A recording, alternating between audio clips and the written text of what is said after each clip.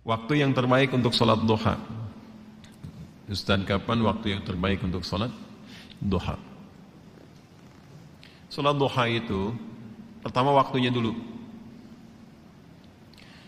Waktunya dimulai sejak waktu syuruk.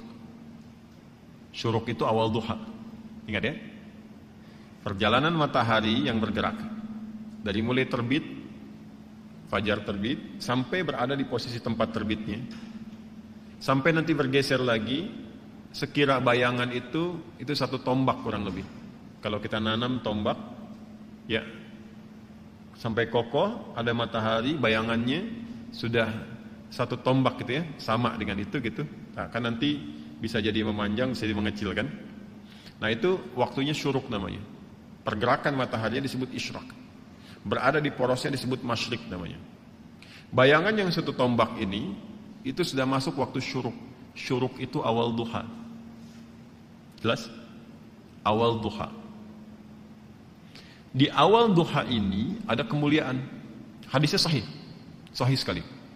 Di At-Tirmidzi hadisnya.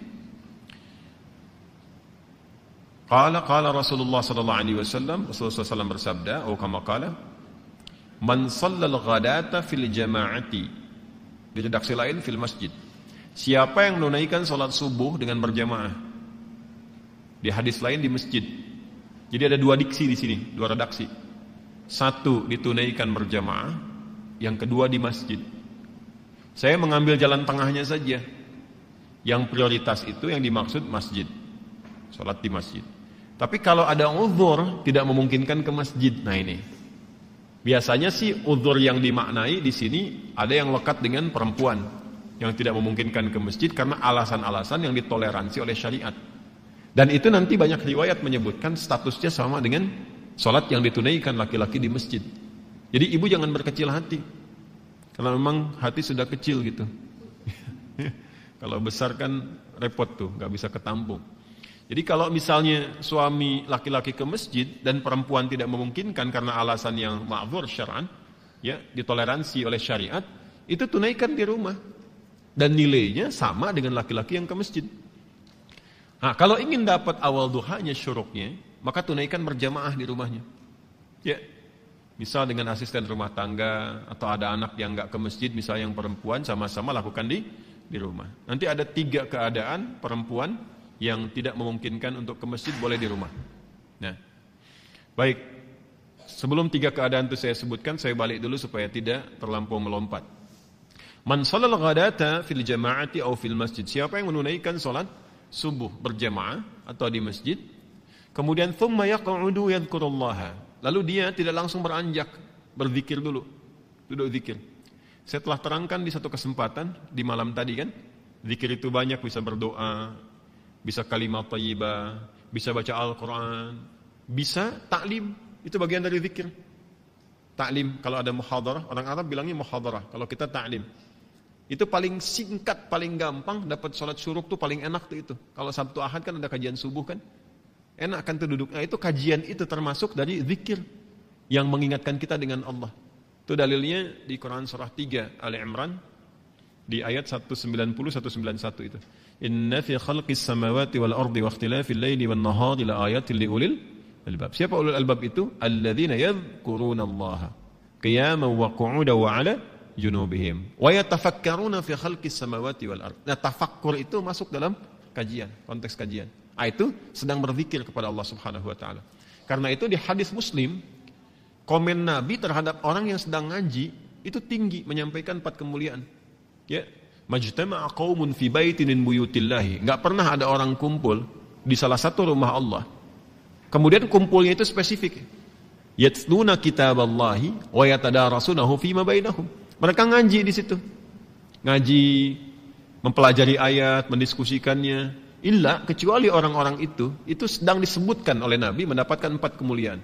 Ghasyiyatuhum rahmah, dinaungi oleh rahmat Allah Subhanahu wa taala, nazalat alaihimus sakinah, diberikan sakinah, ketentraman pada jiwa, ya, kemudian wa haffathumul malaikah, dinaungi oleh malaikat banyak berkumpul. Kemudian wa dzakarahumullahu fiman indah. Nah, ini dia kalimatnya. Wa dzakarahumullahu fiman indah, disanjung-sanjung oleh Allah orang-orang ini, ya kan? Sanjung-sanjung oleh Allah di sekitaran makhluk yang ada di dekat arsy. Disebut-sebut namanya. Ya, itu hambaku fulan. Fitnah disebut-sebut tuh. Fitnah nih. Masya Allah, datang jauh-jauh dari Jakarta. Disebutin tuh, sampai selesai. Ya, Masya Allah. Itu disanjung tuh. Makanya Nabi itu mensupport kita untuk menghidupkan halaqah zikir. Nah, zikir itu salah satunya ada yang memahami dengan ilmu. Majlis-majlis ilmu, majalis al-ilmi. Nah, dalilnya dari mana? Yang Al-Mujadalah itu, ayat 11. Ya. Ya ayyuhalladzina amanu idza qila lakum tafassahu fil majalisi fafsahu yafsahillahu lakum wa idza qila inshuzu fanshuzu yarfa'illahu alladzina amanu minkum walladzina utul ilma darajat. Paham ya? Nah, itu gambarannya. Nah, kemudian dia nggak langsung beranjak. Jadi setelah sholat 2 rakaat subuh, ya kan? Nggak langsung pulang, duduk dulu. Ada yang ngaji, ada yang ikut taklim, ada yang tilawah, ada yang ulang hafalan. Nah, sampai tiba bidayatul duha, awal duha. Awal duha itu disebut dengan syuruk itu. Ya, hatta bidayatul duha, sampai tiba awal duha. Ya, fa yusalli raka'ataini. Kemudian dia salat 2 rakaat di awal duha itu. Fakana alaihi ka ajri hajjin wa umratin. Maka dia mendapatkan pahala yang senilai dengan haji dan umrah. Sempurna. Jangan dipahami sudah haji dan umrah, bukan. Dipahaminya pahala yang senilai itu. Ya, tapi belum tentu dapat kemuliaan salat misalnya di Masjidil Haram, Masjid Nabawi, itu kan kemuliaan yang lainnya. Tapi pahalanya baik. Apa di antara pahalanya senilai haji dan umrah itu? Ya, berpeluang mendapati surga dan rahmat Allah Subhanahu wa taala. Berpeluang merubah perilaku jadi lebih baik. Kan birrun itu adalah perubahan dari sifat kurang baik menjadi baik. Ketika melekat pada pelakunya disebut mabrur. Makanya di situ disebutkan haji mabrur, haji yang merubah perilaku seseorang menjadi baik. Nah, di antara jalan kalau belum bisa mampu haji atau umrah, konsisten salat syuruk itu awal duha. Kalau orang terbiasa salat syuruk, manfaat utamanya ya itu bisa merubah perilakunya menjadi lebih baik. Itu yang dimaksudkan. Jelas? Makanya didapatkan pahala senilai haji dan umrah. Dan itu mahal sekali. Ini awal duha. Pertengahan duha itu berlangsung, kalau sekarang tariklah waktunya 1 jam dari sholat subuh. Ya 1 jam lah, kurang lebih 1 jam paling cepatnya. Jadi kalau subuh 4:30, awal duhanya itu awal syuruk jam berapa? 5:30. Ya. Atau kalau mau garis aman kadang ada yang nambah 15 menit lagi, ada yang nambah 1,5 jam gitu ya. Nggak ada masalah. Sampai matahari mulai naik sekitar jam 7:30, jam 8 lah. 7:30 sampai jam 8. Nah, itu sudah pertengahan duha. Kalau dikonversi ke jam sekarang zuhurnya jam 12 kurang, ya sampai jam 10:30 lah pertengahan duha itu. Kalau lihat situasi sekarang ya, kadang-kadang panas kan, kadang-kadang agak mendung gitu. Sampai 10:30 itu pertengahan duha. Kalau awal duha bilangannya 2 rakaat. Pertengahan duha bisa sampai 4. Bisa sampai 4. Umumnya. Manfaatnya banyak lagi. Itu yang dimaksudkan pengganti zikir dari seluruh tubuh itu. Ya, tubuh kita kan sebetulnya harusnya berzikir, semua tubuh kita tuh. Dari pikiran, dari mata, telinga sampai ujung kaki. Zikirnya anggota tubuh itu dengan mengingat Allah, dengan cara menggunakan semua fungsi tubuh pada yang dikehendaki oleh Allah.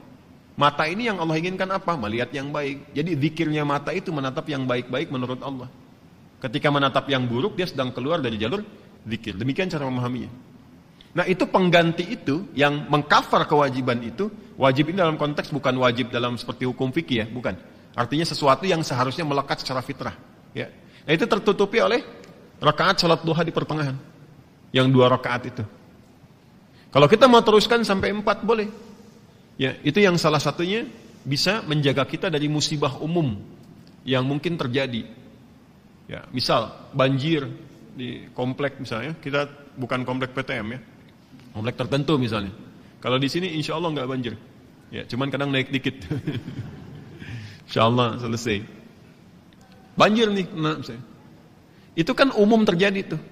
Kok bisa gitu ya? Yang seharusnya volume airnya tuh kelihatan tinggi, tapi ada satu rumah yang nggak kena air tuh balik lagi gitu. Nah, itu maksudnya. Macet nih sekarang kan? Udah macet sana sini macet luar biasa. Padahal si Komo nggak lewat kan. Itu menariknya, yang konsisten ibadah ini itu tiba tuh bisa saja dipalingkan dari jalur macet itu. Ada yang ngasih tahu kah? Tiba-tiba ada polisi datang misalnya, Pak nggak usah kesini Pak, ini padat, Bapak lewat sini aja tuh. Kok bisa cuman Anda gitu kan yang diarahkan ke situ? Ya, Terus bisa jadi ada misalnya iring-iringan lewat, ya kelihatan, udah masuk aja sini, masuk tuh, ikut kan, bukan pindah mobil, maksudnya mobil yang ikut di belakang tuh, ya. Tuh. Kadang-kadang kan juga mengikuti mobil jenazah, ini ada orang soleh meninggal tuh masih beramal juga kan, ambulan diikutin di belakang. Nah itu, ya itu musibah umum yang kadang menimpa, tapi kita tidak mendapatkan bagian dari itu, terjaga. Bukan musibah khusus spesifik yang harus dialami untuk melatih ketangguhan kita dalam berkehidupan. Yang ketiga, akhir duha. Akhir duha itu sampai menjelang zuhur. Dari 10:30 sampai menjelang zuhur, sampai menjelang tibanya adzan zuhur, itu akhir duha. Itu bisa sampai 8 rakaat bisa. 2 sampai 8 rakaat.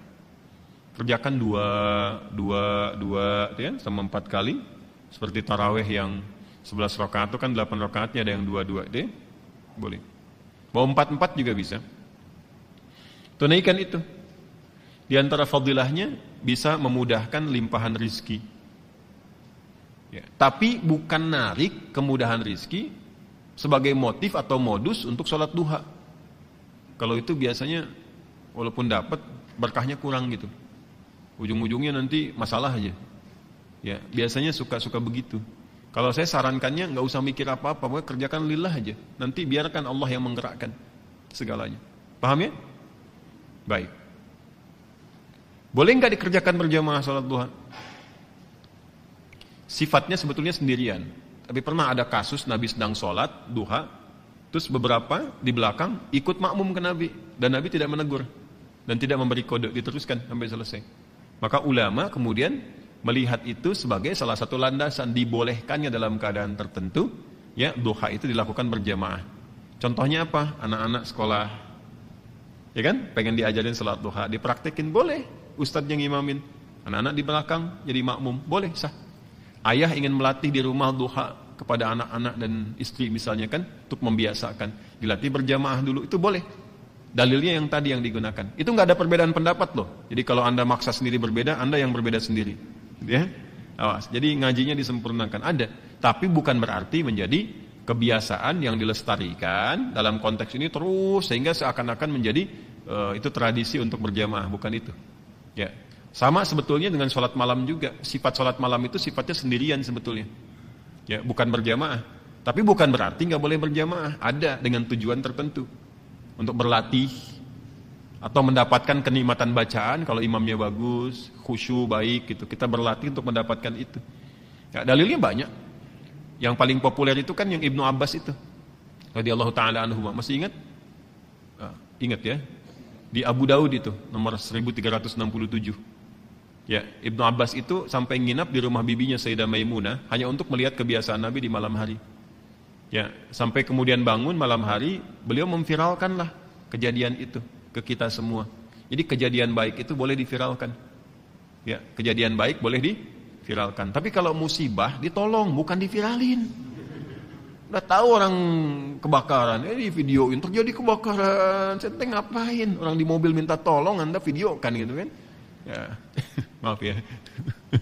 Nah ini duha itu ya, yang ditunaikan itu 2 rakaat bisa 4 di akhirnya, itu bisa mempercepat datangnya apa? Rizki sesuai dengan kehendak Allah. Dan jangan selalu ditafsirkan dengan uang atau proyek, tidak. Kesehatan itu rizki, yang kalau sakit mungkin biayanya cukup tinggi. Ketenangan itu rizki, yang kalau gelisah keberlangsungan bisa ke psikiater atau psikolog, yang biayanya juga mahal juga.